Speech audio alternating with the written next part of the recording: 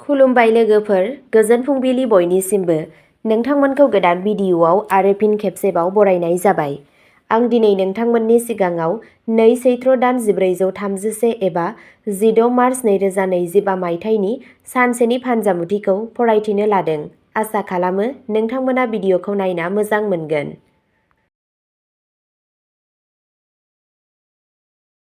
गिबियावनो दङ मेष राशि। दिनै नोंथाङा गेलेमुफोराव बाहागो लानो हागोन, जाय नोंथांखौ फिट लाखिगोन।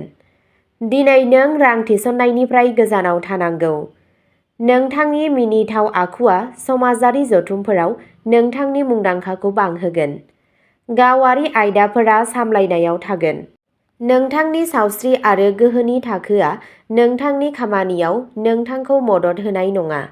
जिनिसफोर आरो मानसिफोरखौ थाबैनो बिजिरनो हानाय नोंथांनि गोहोआ नोंथांखौ गुबुनफोरनिफ्राय सिगांसिन दोनगोन।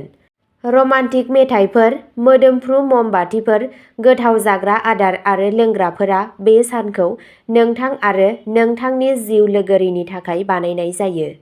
नोंथांनि दिनैनि खाफालगोनां दिगा जादों सानजा, खाफालगोनां अनजिमाया जादों 5 आरो खाफालगोनां गाबआ जादों गोथां गाब।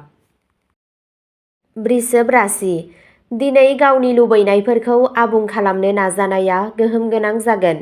सरासनस्रायै दिनै नोंथाङा जायखिजाया मुवायाव रागा जोंनाय नङा। मोनसे आन्दायनाय नखरारि बाथ्राया गोरलैयैनो सुस्रांजागोन। सम्पथिनि बोखावनाया नोंथांनि फारसे जागोन। बे राशिनि फरायसाफोरा दिनै गावसोरनि जिउ राहायाव मख'जाथाव जाफुंसार जानो हागौ। जुदि नोंथाङा दावबायनो थाखाय बायजोआव थांगासिनो दं, अब्ला जाग्रा मुवाफोरखौ मोजाङै पेक खालाम। मोजां मोनलायग्रा लोगोफोरा गोरलैयैनो गावसोरनि दुखु मोननाय बाहागोगिरिफोरजों गोरोबलायगोन। नोंथांनि दिनैनि खाफालगोनां दिगा जादों साहा, खाफालगोनां अनजिमाया जादों 3 आरो खाफालगोनां गाबआ जादों गोमो गाब। मिथुन राशि। दिनै बांद्राय नारसिननाया गोसोआरि आरो देहायारि खहा खालामनो हागौ। आराम खालामनो आरो नारसिननायखौ बाङाइ खालामनो एसे सम ला। नोंथाङा सिगांनि गोब्राब नाजानायनि बान्थाखौ मोननो हागौ। खामानिनि जायगायाव मासि जौगानाय एबा बाख्नायनायनि खाबु दं। माखासे समनिफ्रायनो नोंथांनि सोमोन्दोआव गोहोम खोख्लैनाय गोरोन्थि बुजिलायनाया दिनै सुस्रांजानो हागौ। सोमोन्दोखौ साबसिन खालामनो थाखाय रायज्लायनायखौ मोनसे राहा महरै बाहाय। फिसा-फिसौ जेंनाफोरा नोंखौ सोरगिदिं बेंखनगोन। गोसो बायनायनिफ्राय बारग'नो थाखाय सिरि था। दिनैनि साना फालांगियारि जौगानाय आरो राङारि बिथांखिनि थाखाय मोनसे मोजां सान। नोंथाङा मोनफिननाय एबा राङारि लेनदेनफोराव जाफुंसारगोन। नोंथांनि दिनैनि खाफालगोनां दिगा जादों सोनाब, खाफालगोनां अनजिमाया जादों 6 आरो खाफालगोनां गाबआ जादों गुफुर गाब। कर्क राशि। सावस्रिनि फारसे एसे बांसिन गोसो होनांगौनि गोनांथि दं। जुदि नोंथाङा सोलोजों खामानि मावो, अब्ला दिनै नों उफ्रा रां आर्जिनो हागोन। लोगोफोरनि जेंनाफोर आरो नारसिनथायनि थाखाय नोंथाङा मोजां मोनाबो जानो हागौ। गावनि आंगोजों शपिं खालामनाय समाव बांद्राय गाग्लोबनो नाजा। खामानिनि जायगायाव साबसिन दिन्थिफुंनो थाखाय गावनि रोंग'थिखौ जौगाहोनो नाजा। जेब्ला नोंथांनि बिबुंथिखौ सोङो, अब्ला गोनो गोथो दाखालाम, मानोना नोंथाङा बेनि थाखाय गोबां बाख्नायनाय मोनगोन। नोंथांनि जिउ लोगोरिनि जोबनो गैयै अननाय आरो मददआ नोंथांनि अननायनि सोमोन्दोखौ गोख्रों खालामगोन। नोंथांनि दिनैनि खाफालगोनां दिगा जादों खोला, खाफालगोनां अनजिमाया जादों 1 आरो खाफालगोनां गाबआ जादों गोमो गाब। सिंह राशि।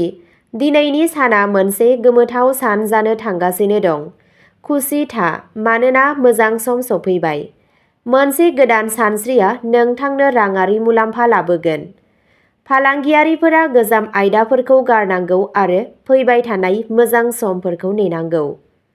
नोंथांनि नाजानाया फिथाइ गोनां जागोन। नोंनि पार्टनारआ बुंनाय बाथ्राखौ नेवसिनाया नांलाय-खमलाय सोमजिहोनो हागौ।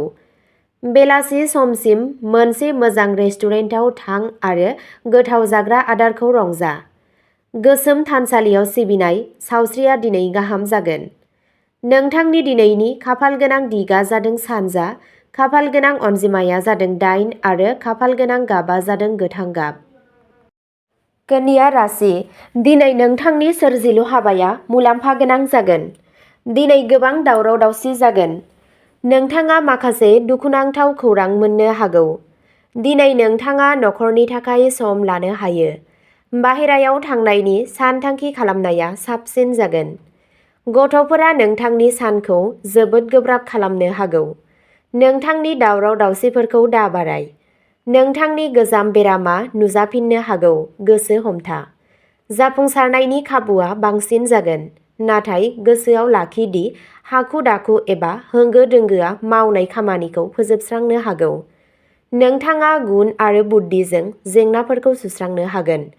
मोनसे गोनांथार खामानिनि ओंथि गोनांथिनि थाखाय नाजानाया जागोन। नोंथांनि दिनैनि खाफाल गोनां दिगा जादों सोनाब। खाफाल गोनां अनजिमाया जादों 9 आरो खाफाल गोनां गाबा जादों खमला गाब। तुला राशि, सासे गोजाम लोगोखौ लोगो हमनाया नोंखौ खुसि खालामगोन। हरखाब सानस्लाबै खरसाया नोंथांनि सायाव राङारि बजा खोख्लैनो हागौ। नोंथाङा नोंथांनि आबेगखौ सामलायनायाव गोब्राब जागोन। नाथाय नोंथांनि खाथि-खालानि सुबुंफोरजों बाथ्रा दान्थेलायनाङा, नङाब्ला नोंथाङा हारसिं थांगोन। नोंनि पार्टनारआ सानसे नोंनि बागै सानबाय थागोन।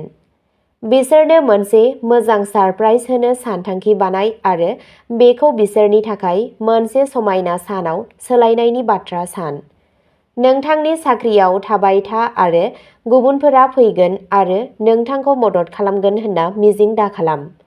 नोंथांनि दिनैनि खाफाल गोनां दिगा जादों साहा।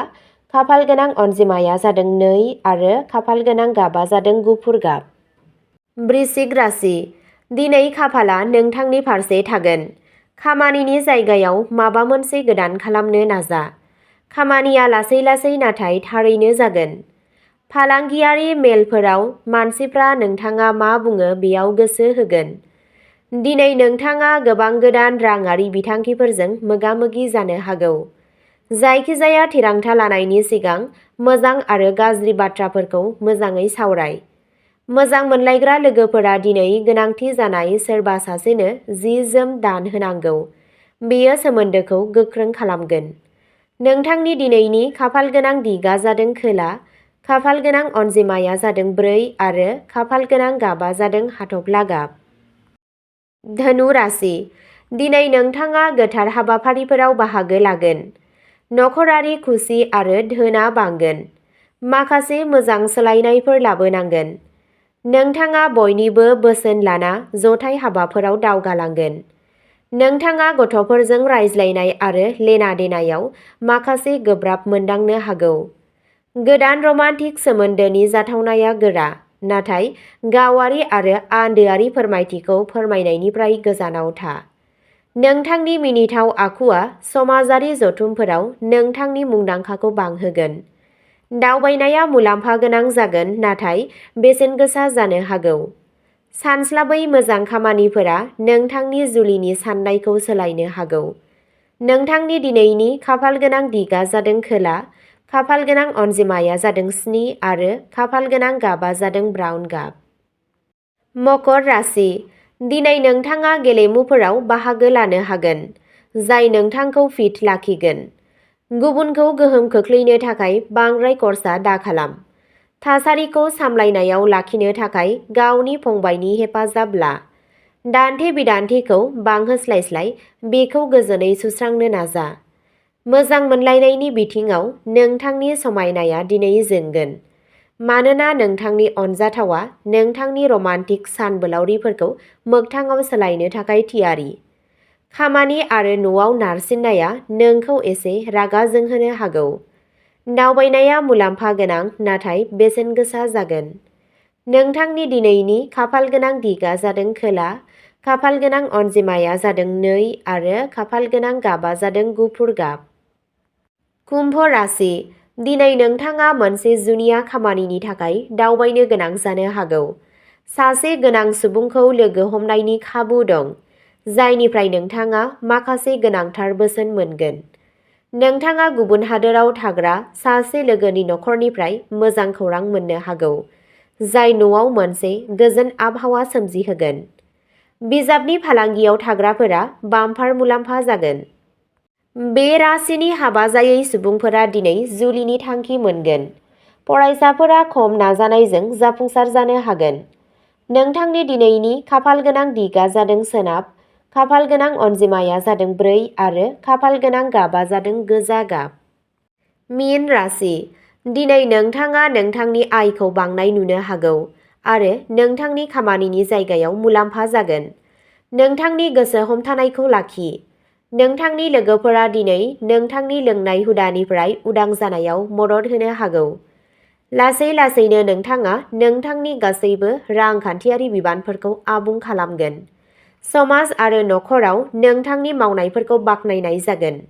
धोरोमारि हाबाफारिफोराव गोसो जानाया नोंथांनि गोसोखौ बांहोगोन। दावबायनाय समाव सांग्रां जा। नखराव मोनसे गोरोबलायनाय आबहावा सोमजिगोन। थगायजानायनिफ्राय बारग'नो थाखाय फालांगिजों सोमोन्दो गोनां जायखिजाया थिरांथा लानाय समाव सांग्रां जा।